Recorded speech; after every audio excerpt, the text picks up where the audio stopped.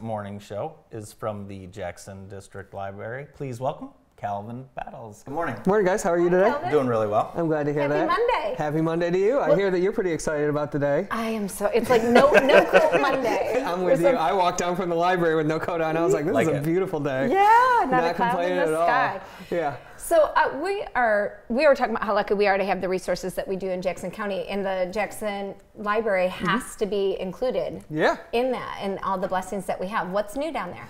The big thing that I'm kind of here to talk about today is our expungement service that we've been offering. We've been offering this for over a year now. And expungement is basically the ability to get things taken, criminal things off your record so that you can go and get a job and go get housing and go and do all the things that you need to do, because I was part of a work group and we were looking into why people couldn't, like why there were so many open jobs in Jackson. And it wasn't because we didn't have people that wanted them. It wasn't because they didn't have the skills. It was because they had criminal records that precluded them from getting those jobs. Wow. Now, you were recently named for this work Mover and Shaker by Library Journal. Yep. I've always known you were a mover and shaker. That's me, but, yes, absolutely. This got to be pretty rewarding in your career. Yeah. And this program is really developed. Yes. It started as a fair that we did. It was like people from all the service organizations. So people from DHHS and people from United Way and people from Michigan Works and people from Legal Services.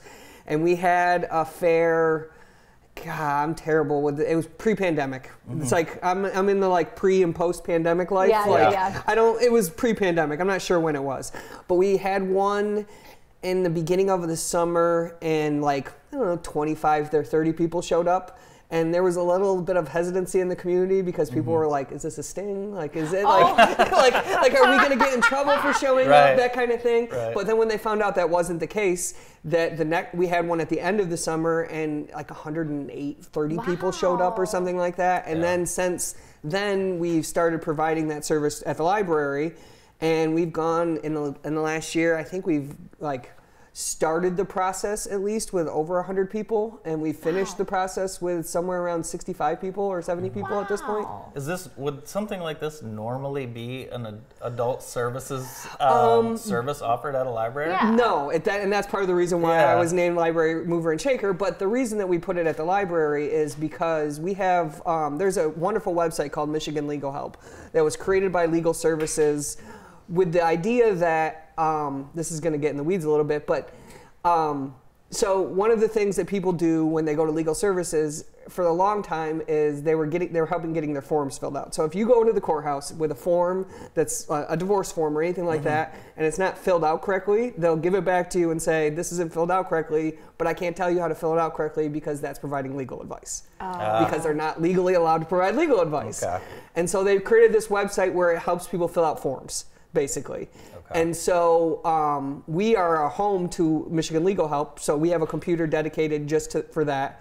And one of the things on there is expungement, and that's kind of how we got roped into it. Very cool. Wow, what a beautiful service. Yeah. So not just anybody with a criminal record. I mean, so there are definitely criteria for it. You can't get your speeding ticket taken care of, yeah. Stop it. I meant it's a responsible service. There aren't people with violent crime backgrounds. Yes. So there's definitely certain crimes are not expungible. Things like criminal sexual conduct. So that's anything rape or any type of molestation or anything like that, murder, anything along those lines, anything that could potentially be a life in prison sentence. Is it? And then there's also quantity. So if you have more than 3 felonies, you can't get things expunged. Okay. So it's definitely, and there's also a time period. So if say you have 3 felonies, you have to be clean for 7 years. Okay. So and that's not any trouble at all. Okay. Completely out of trouble for 7 years. Got it. And so it definitely is intended for those people who have done things in the past and done not heinous things. Got it. So that they can then go about their life like they need to. So you're really helping people change the trajectory of their lives and the legacy for their children too, by helping them to truly restart. Yep. Now, what about the job placement after that? I mean, if they've had a hard time finding a job for years, they may need help kind of figuring out what comes next. What do you suggest there? And that's when we connect them to Michigan Works. Okay. They were part of the original process. The original fairs were at Michigan Works.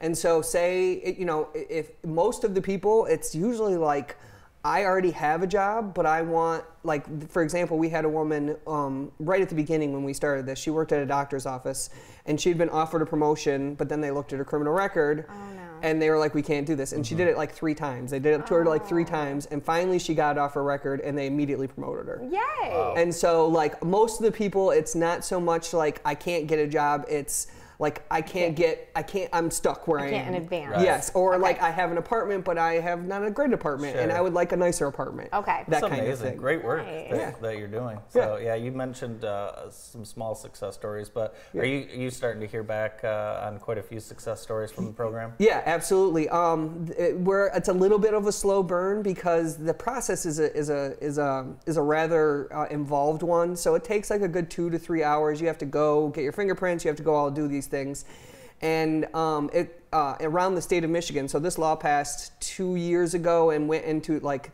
the process really was like started about April of last year, so about a year ago. And like everybody in Michigan, like it's a big thing. Yeah. And the state police you have to get your fingerprints done and send it to the state police to make sure that you don't have a criminal, like something happened in Tennessee or a federal one or anything like that, you know.